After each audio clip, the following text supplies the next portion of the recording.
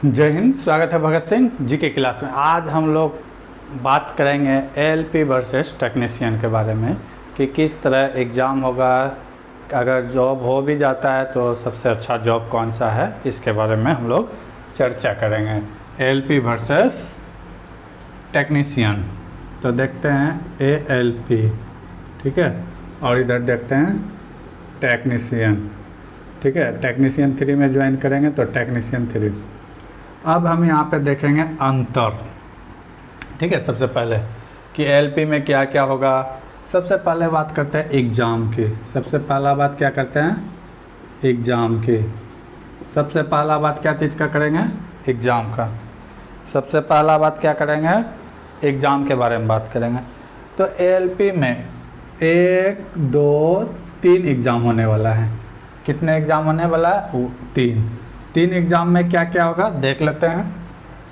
Exam में क्या क्या होगा, तो पहला होगा CBT 1, फिर होगा CBT 2, फिर होगा साइको, ठीक है, फिर क्या होगा साइको। तो CBT 1 में क्या रहेगा, तो 70 मार्क्स का क्वेश्चन रहेगा, टाइम रहेगा 60 मिनट, ठीक है। अगर CBT 2 की बात करें तो इसमें रहेगा 100 क्वेश्चंस और मार्क्स रहेगा, टाइम रहेगा 60 मिनट्स। साइको की बात करें तो इसमें 5 बैटरी में एग्ज़ाम होगा, 5 बैटरी में एग्ज़ाम होता है। 5 साइको क्या होता है तो इसके बारे में खुल के चर्चा करेंगे जब आप CBT 1 और CBT 2 पास कर जाएंगे तब, ठीक है, साइको के बारे में। उसके बाद होगा आपका documents verification, DV documents verification. उसके बाद होगा आपका मेडिकल, ठीक है। इतना प्रोसेस के बाद आपको आएगा कॉल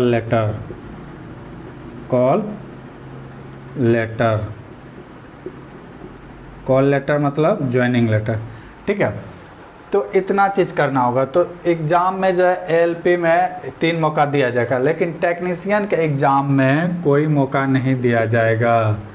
टेक्नीशियन के एग्ज़ाम में सिर्फ CBT 1 एग्ज़ाम होगा इस बार, वो भी 100 मार्क्स का, 100 क्वेश्चन 60 मिनट, ठीक है। तो यहाँ पे अंतर क्या है कि अगर एएलपी में आप अगर इसमें अच्छा मार्क्स नहीं लाते हैं, क्योंकि इसका नंबर जुटेगा भी नहीं, तो सिर्फ ये दोनों का नंबर जुटेगा, CBT 2 और साइको का। CBT 2 का 70% और साइको का 30%, ठीक है। ये जोड़ के आपका फाइनल रिजल्ट बनेगा, ठीक है। लेकिन टेक्नीशियन में क्या है, सिर्फ एक एग्ज़ाम होगा CBT 1, वो भी 100 मार्क्स का 60 मिनट। अगर आप यहाँ पे से फिसल गए, अगर आपका रोल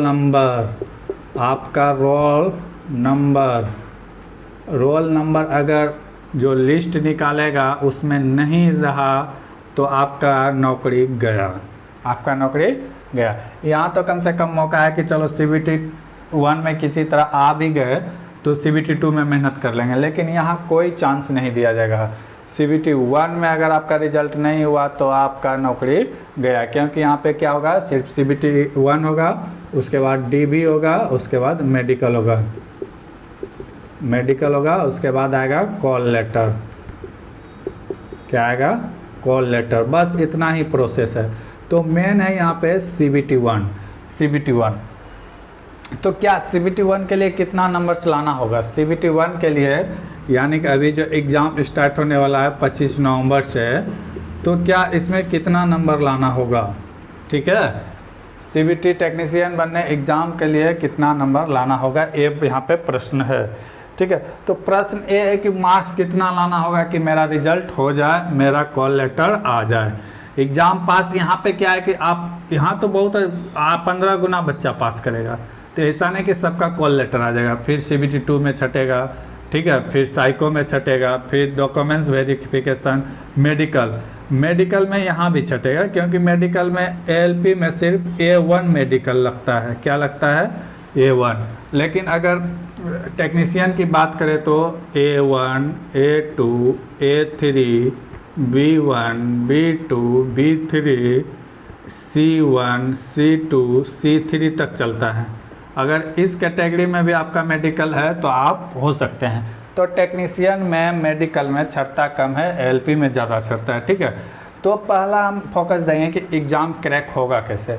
अगर आप अभी किसी भी प्रैक्टिस सेट हो या फिर क्वेश्चन बैंक हो लगा रहे हैं, रो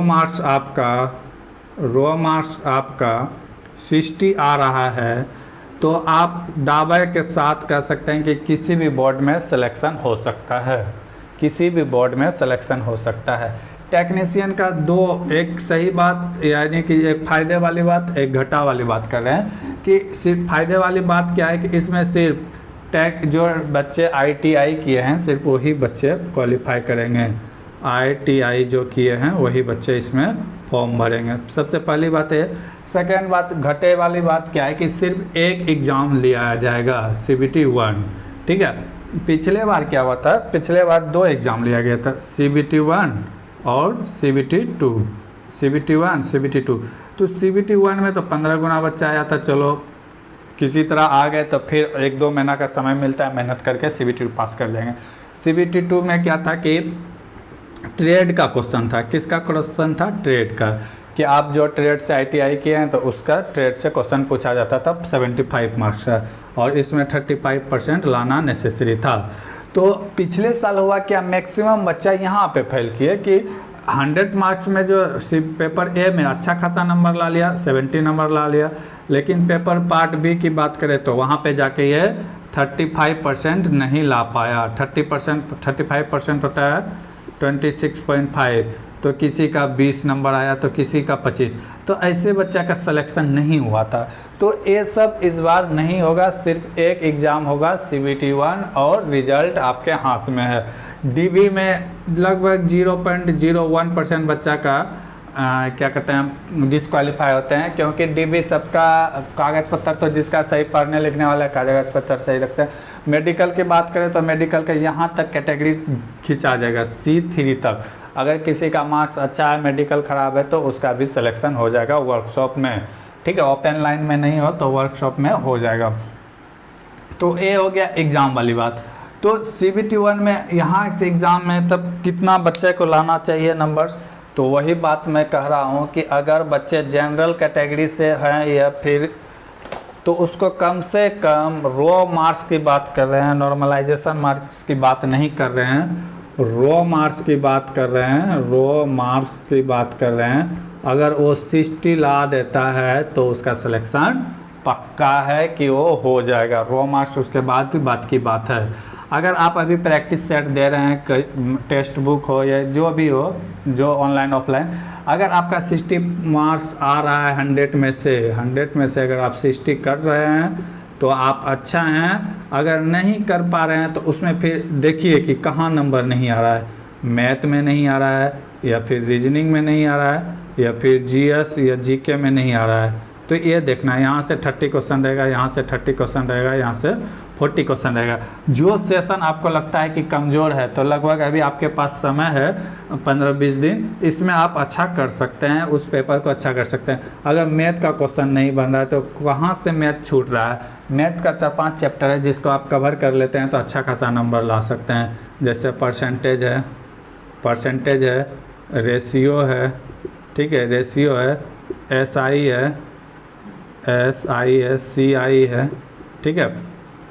उसके बाद क्या हो गया, रेशियो हो गया, ये हो गया, परसेंटेज हो गया, और उसके बाद ये 4-5 चैप्टर है कि आप अगर इसको कर लेते हैं तो इससे किसी भी तरह का क्वेश्चन रहे तो आप लगा के निकाल सकते हैं। अगर रीजनिंग में है तो रीजनिंग में क्या चीज़ में दिक्कत आ रहा है, सीटिंग मैनेजमेंट में आ रहा है या फिर ब्लड रिलेशन में, तो उसको मजबूत कीजिए, अभी समय है। और GK GS की बात है तो यहाँ तो आप अगर 40 में से 25 या 22 भी नंबर लाते हैं तो आपका GK अच्छा खासा मजबूत है। लेकिन मैथ रीजनिंग 50-60 मिला के कम से कम इसमें आपको कम से कम कितना लाना होगा, 45 से 50 नंबर लाना होगा।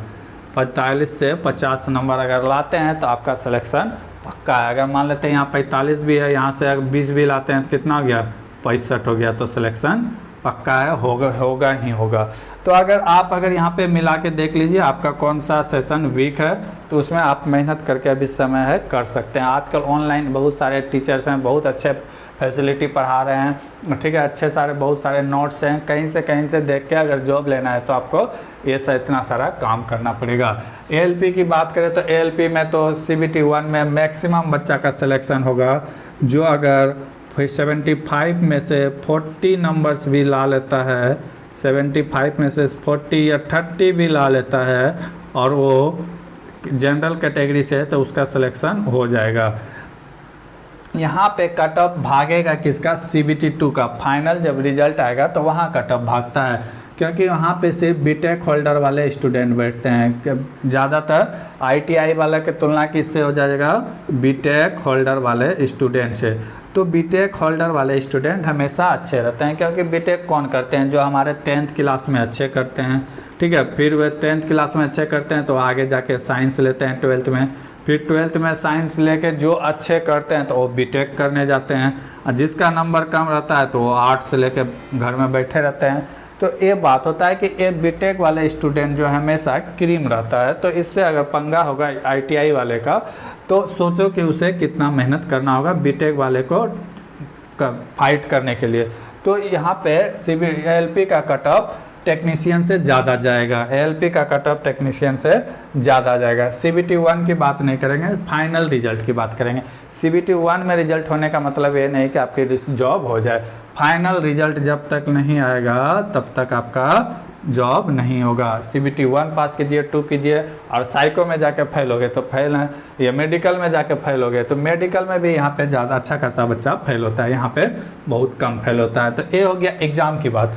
अब देखते हैं कि LP या टेक्नीशियन में कौन सा बेहतरीन एग्ज़ाम होगा, या फिर जी किस में कट ऑफ ज़्यादा जाएगा। तो कट ऑफ किसका ज़्यादा जाएगा आप लोग को भी पता चल गया, ALP का कट ऑफ ज़्यादा जाएगा।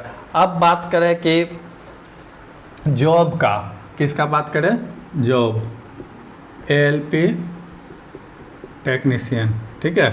अगर जॉब की बात करें, जॉब कौन सा बेटर है, जॉब की बात करें तो इसमें जो है फिक्स नहीं है, क्या है, फिक्स्ड जॉब नहीं है, फिक्स्ड जॉब नहीं है, फिक्स्ड जॉब नहीं है। इसमें टाइमिंग आपका फिक्स नहीं है, जगह फिक्स नहीं है। इसमें क्या है, इसमें टाइम फिक्स है, टाइम क्या है, फिक्स है। शिफ्टिंग ड्यूटी है, शिफ्टिंग ड्यूटी है, ठीक है। इसमें आपका 8 आवर्स का शिफ्टिंग ड्यूटी होगा, ठीक है। एक दिन में आप 8 घंटा ड्यूटी करके निकल गए तो फिर आपको अगले दिन ही जाना है ड्यूटी में। लेकिन इसमें फिक्स जॉब नहीं है कि अगर आप आज 10 बजे आपका ड्यूटी लगा है तो कल भी 10 बजे लगेगा, ऐसा कोई फिक्स नहीं है। इसमें फिक्स नहीं है, ये जॉब फिक्स नहीं है, और ये जॉब शिफ्टिंग वाला भी नहीं है। उसके बाद बात करते हैं सैलरी का। सैलरी की बात करें तो इसमें बहुत ज़्यादा है, बहुत ज़्यादा है, बहुत ज़्यादा सैलरी है। इसमें अगर बात किया जाए तो ठीक ठाक सैलरी है। इसमें क्या है, सैलरी ठीक है। अगर अभी आप ज्वाइन करते हैं आज के डेट में तो इन हैंड आपको 35,000 रुपये मिलेगा, इन हैंड आज के डेट पे। ये साल प्रति साल बढ़ते रहते हैं, लेकिन इसमें जो है क्या होगा कि दोनों तो लेवल 2 का ही होता है, लेवल 2 का ये भी है, लेवल 2 का ये भी है, लेकिन इसमें रनिंग अलाउंस जो है वो बहुत ज़्यादा हो जाता है। रनिंग अलाउंस ये इसका सैलरी को इंक्रीज कर देता है, और टेक्नीशियन में ऐसा कोई बात नहीं होता है, जो आपका फिक्स सैलरी है वही मिलेगा। अगर आप अदर दूसरे स्टेशन जाते हैं तो एक दिन का भी पर डे 625 रुपया मिलता है, अगर आप टेक्नीशियन हैं तो वो सिर्फ एक्स्ट्रा मिलेगा। और जबकि इसे 1 किलोमीटर अगर गाड़ी चलाता है, 1 किलोमीटर ट्रेन चलाता है तो इसे 5 रुपया मिलेगा, और पर डे ये 400 किलोमीटर ट्रेन चलाता है, तो समझ लिए 5 गुना 2 कितना हो गया, 2000 रुपया पर डे इसका ज़्यादा इनकम है। तो साल यानी कि महीना की बात करें तो 60,000 इसका सिर्फ रनिंग अलाउंस हो जाएगा, सैलरी अलग। तो ये सैलरी अच्छा लाख रुपया का क्रॉस कर जाता है। अब अगर आप ज्वाइनिंग करने के 2-3 साल के बाद, 2 साल या 3 साल के बाद आपका सैलरी लाख रुपया क्रॉस कर जाएगा, लेकिन इसमें लाख क्रॉस करने में भी आपको बहुत समय लगेगा। ठीक है। अब बात करते हैं सैलरी हो गया। सैलरी इसमें बहुत ज़्यादा है कि आपको खर्च करने का समय नहीं दिया जाएगा, इसमें सीमित सैलरी है। अब बात करते हैं कि लीव, छुट्टी की बात करें तो छुट्टी का जो है चांस इसमें बहुत कम रहता है। क्या रहता है? बहुत कम रहता है, छुट्टी बहुत कम मिलता है। इसमें भी छुट्टी कम मिलता है, लेकिन इसके एलपी के तुलना में अच्छा रहता है। एलपी के तुलना में क्या रहता है? अच्छा रहता है। इसमें बहुत कम छुट्टी मिल, दोनों में तो छुट्टी, ओपन लाइन में छुट्टी का थोड़ा सा दिक्कत चलता है। अगर आप वर्कशॉप में हैं तो कोई दिक्कत नहीं है। अगर आप एलपी और टेक्नीशियन की बात करें तो एलपी में छुट्टी बहुत क्राइसिस है, छुट्टी का क्या है? बहुत क्राइसिस है। इसमें तो चल जाता है क्योंकि एक ग्रुप वर्क होता है, 10-12 का एक टीम होता है, तो उसके अनुसार काम किया जाता है। तो 10 में से मान लेते हैं एक नहीं भी आया तो 9 से काम चल जाता है। लेकिन इसमें तो वैसा नहीं होता है। एक ट्रेन को अगर है तो एक एलपी और एलपी मिलके चलाएगा। अगर यानी कि पायलट नहीं आया तो ऐसा नहीं कि एलपी गाड़ी को आगे बढ़ा देगा, ऐसा बात नहीं है। अब बताए कि आराम वाला जॉब, इसमें आराम है? इसमें नहीं है, आराम बिल्कुल नहीं है, क्योंकि आपका जॉब फिक्स नहीं है। इसमें क्या है? आराम है। क्या है? आराम है, हाँ है, क्योंकि इसमें 8 घंटा का ड्यूटी है। 8 घंटा के बाद 16 घंटा आपका है। 8 घंटा किसका है? 8 घंटा रेलवे का है, अब बाकी 16 घंटा किसका है? आपका है। लेकिन इसमें ऐसा नहीं है, आपका फिक्स ड्यूटी नहीं है। आज अगर 10 बजे बुलाया तो कल हो सकता है 12 बजे बुलाए, तो इस तरह का टाइमिंग फिक्स नहीं होता है। ये फैमिली से दूर आपको रहना पड़ेगा, फैमिली से दूर रहना पड़ेगा। मान लेते हैं कोई जंक्शन है, यहाँ से आप ट्रेन लेके गए, 400 किलोमीटर रहता है कि एक दिन में मैक्सिमम चलाए। अब यहाँ पे आपका ड्यूटी ऑफ हो जाता है, तो आपको यहीं पे होल्ड करना होगा, यहीं पे आपको होल्ड करना होगा। नेक्स्ट अगर आपका रेस्ट कंप्लीट होता है तो फिर इधर से ट्रेन लेके आप यहाँ पे आ सकते हैं। तो आपका क्वार्टर कहाँ है? तो यहाँ है, लेकिन यहाँ पे आपको रनिंग रूम दिया जाता है, रनिंग रूम, जो कि एएलपी गार्ड टीटी के लिए अवेलेबल होता है। तो उस यहाँ पे आपका रनिंग रूम का व्यवस्था होता है। रनिंग रूम में आपको सिर्फ राशन देना होगा और खाना पीना बनाने वाला कुक अवेलेबल होता है। आपका रेस्ट करने के लिए रूम होगा, रूम में एसी लगा होगा, अच्छा खासा दामाद की तरह बना के रखेगा, तो ये फैसिलिटी रहता है। इसमें ये फैसिलिटी नहीं रहता है। आप क्वार्टर जाइए, खुद से खाना बनाइए, खुद से खाइए, ठीक है, ऐसा कोई फैसिलिटी नहीं रहता है। अब बात करें कि दोनों में से ज़्यादा प्रमोशन किस में है, तो प्रमोशन की बात करें तो ये डिपेंड करता है कि वहाँ पे क्राइसिस है कि नहीं। अगर यहाँ पे एलपी यानी कि पायलट जो होता है, अगर उसका क्राइसिस है तो एएलपी का प्रमोशन जल्दी हो जाता है।